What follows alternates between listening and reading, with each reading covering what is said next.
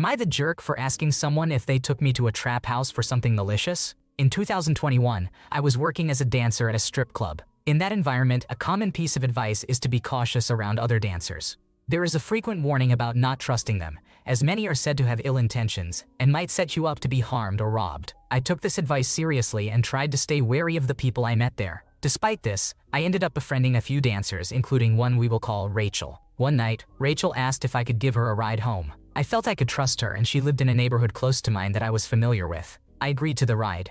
When we arrived at her place, she invited me in to hang out and smoke. I agreed, but as she was unlocking the door, she said, "I want you to see how I live so you'll feel bad for me." When she opened the door, I was overwhelmed by what I saw. The home was covered in roaches of all sizes, large ones, baby ones, and roach eggs scattered within every square foot of the home. It was horrifying. There was a lemur monkey in a cage, covered in roaches, with the insects getting into its eyes. 2 German shepherds in another cage were also covered in roaches, lying lifelessly while the pests crawled all over them. I was deeply disturbed and immediately wanted to leave. I immediately left and offered for Rachel to spend the night at my place, but she declined. I was shaken and contacted a few friends with experience in the club industry. They warned me that Rachel might have been setting me up for something worse, possibly involving men waiting to harm me for a payout. Based on their advice and my own fear, I decided to cut off communication with her. Even after this, I could not shake the experience. I have had nightmares and felt anxious for years, constantly worrying about what could have happened if I had stayed, or if someone I considered a friend would actually set me up.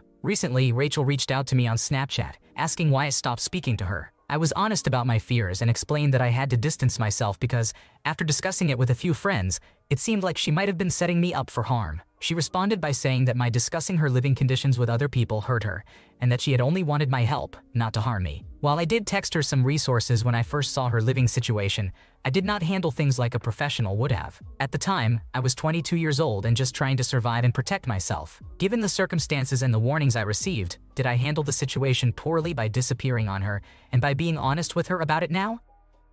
Yeah, there are no jerks here, OP. Screw that. It was 1,000,000% a setup or something shady at minimum. If Ms. Mile, girl wanted help, she would have been trying harder to show that or reach out. There's a heavy chance she's in shady shit again and is trying to see if you'd be a hit.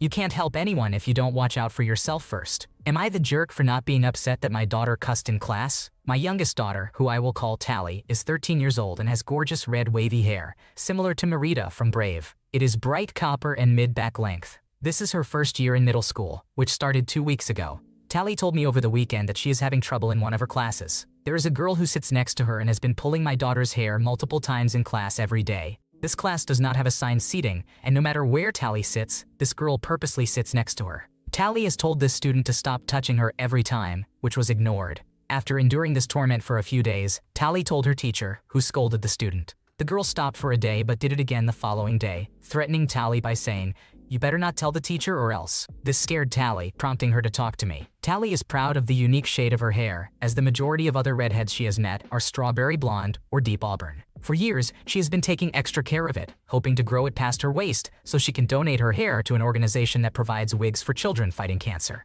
Tally has told me she would be devastated if something happened that prevented her from achieving her goal. When Tally told me what has been going on, I told her that next time this girl does it, she should tell her teacher again. If the teacher does not handle it, then we will both go to the principal, have the harassment documented, and request an immediate resolution. Today I asked Tally if anything happened. She said yes, it happened again. This time, the girl yanked her hair even harder than before, causing even more pain. That made Tally very angry. She immediately stood up in the middle of class, walked straight up to her teacher and said, "That girl is yanking my hair again." The teacher immediately moved the girl and is now enforcing an assigned seat for her. Tally is happy with the arrangement, and the teacher did not scold Tally for her language. Tally asked me if she is in trouble with me for what she said. I told her no, that the girl's continued harassment and her addressing her anger to the teacher was warranted to let it be known she was done with this situation. I'm actually proud that Tally defended herself and spoke up against someone touching her body without her consent. When I told a friend about the situation, they were appalled that I let my daughter curse and said I should discipline her for her outburst. I disagree. So, am I the one at fault for thinking my daughter was right to speak how she felt in that moment? I think you are not in the wrong here. Tally stood up for herself in a tough situation, and that's commendable. Your friend is focusing on the wrong thing. Sometimes strong words are needed to make a point clear. Kids shouldn't have to be in these situations, but as a teacher, it is often very hard to help. Am I the jerk for telling my friend I don't want her partner to come on a trip with us? Some friends and I had been planning a camping trip for months. We were all very excited since this was our only vacation from work for the entire year. Two of our friends who are married to each other were paying for the entire trip, and we were going to be using their cars to travel. About 2 months ago, one of our friends, who is dating and has a child with a man none of us can stand, called us hysterical. She and her boyfriend had a huge fight because he is constantly gaslighting her and making her feel crazy in every argument. She tried to break up with him, but it did not go well. I was very scared that night while we were driving to pick her up because the way she was talking made me genuinely worried about what might happen if we didn't get there quickly. For the last year and a half, he has given us no reason to like him. He could not hold down a job for more than a month at a time. He refused to even try and get his EDD. He put the brunt of the childcare on her. He is also very controlling over what she wears, who she talks to, and who she hangs out with. Considering recent events, I think it is fair that none of us want to go on a 3-day camping trip with him. When one of our friends, one of the ones paying for the trip, called her and told her we didn't want him there after she invited him without asking, she got very mad. It has now been a month since their phone call, and we still can't have a conversation about it with her without her getting upset. She says, this isn't just her boyfriend, this is the father of her child, and he's been around long enough that he deserves respect from us and that he doesn't owe us anything. She was also upset that our friends who are married are both going, but her boyfriend cannot come. I don't know if we're overreacting about the situation or if she is. I love her and don't want to stop being her friend, but I'm also done making myself uncomfortable so she and her unpleasant boyfriend don't get upset. You are not the problem. The hosts don't want him there, and no one else does either. Trying to force everyone to accept him on the trip just because she thinks he deserves respect is not fair. If she doesn't like it, she doesn't have to go. Am I the jerk for standing my ground against my girlfriend's best friend? Backstory: my girlfriend and I, both 26 years old, have been together for almost 2 years. She has been living in a dorm with her best friend since we met. I will call the best friend Sophie. She also has another roommate, who is my friend, Lola. We met through Lola. In the beginning, Sophie was okay. I work at a bar where they often hang out, and I usually join them when my shift ends. After some time, I started to realize that once Sophie became drunk, she spoke loudly and had no filters. There were multiple incidents where she shared my girlfriend's secrets with not only our mutual friends but also strangers. She also has a problem with party drugs. My girlfriend has tried to call her out on it, but she usually does not remember and keeps on doing it. I have started to distance myself when we are out, as it is both embarrassing and annoying. Now, the problem. My girlfriend is moving in with me, and therefore the dorm will need a new roommate. Sophie and Lola made it clear that if they did not find someone to replace her quickly, she would have to pay her part of the bills until they did. I was visiting and told Sophie that I had a buddy who needed a place. He is neat, respectful, and a good match for them. Sophie was super excited and said that they had talked about finding a guy. I asked her when they could be available to meet him. She gave a date and a time. I then asked my buddy and Lola if that was working for them. I did not see a problem with that, as Lola is better friends with me than my girlfriend and Sophie. Lola told me she was not interested in a guy, so I canceled the meetup. A week later, my girlfriend and I were meeting her sister and her new boyfriend. I have only met her sister once, so this was important for me. Sophie asked to join, and my girlfriend said yes. Sophie showed up with a friend, and we quickly realized that she was wasted. I was in the middle of a conversation with my girlfriend's sister when Sophie abruptly started to loudly attack me for being too involved and that I should not have spoken to Lola about my buddy before she did. I told her that it was the wrong place and time and that we could talk about it later. She kept raising her voice, and after some minutes I cut her off, telling her that the entire bar could hear and to be quiet. She left for the bathroom. Her friend asked where she went, and in the moment of heat I replied, probably in the bathroom doing drugs. Her friend went after her, and once she got back up, she told me she found Sophie with white powder under her nose. The next day she told my girlfriend she did not want to see me again before I apologized for spilling the tea about her drug abuse to her friend. I told my girlfriend that if she wanted an apology, she could forget about it. My girlfriend tried to have my back, but Sophie is persistent. I do feel I was in the right, but I am starting to second guess, and maybe I should apologize just to keep the peace.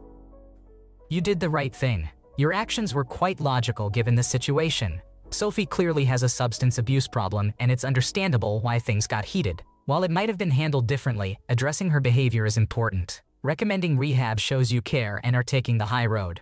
Am I the jerk for not being okay with a friend saying the N-word? I think I already know the answer, but I'm in a difficult situation. I live in a predominantly Hispanic community, meaning there aren't really any white, black, or Asian people, just Latin Americans. Our school is 98% Mexican, and unfortunately, many of the students feel okay saying the N-word, either with an A at the end or the hard R.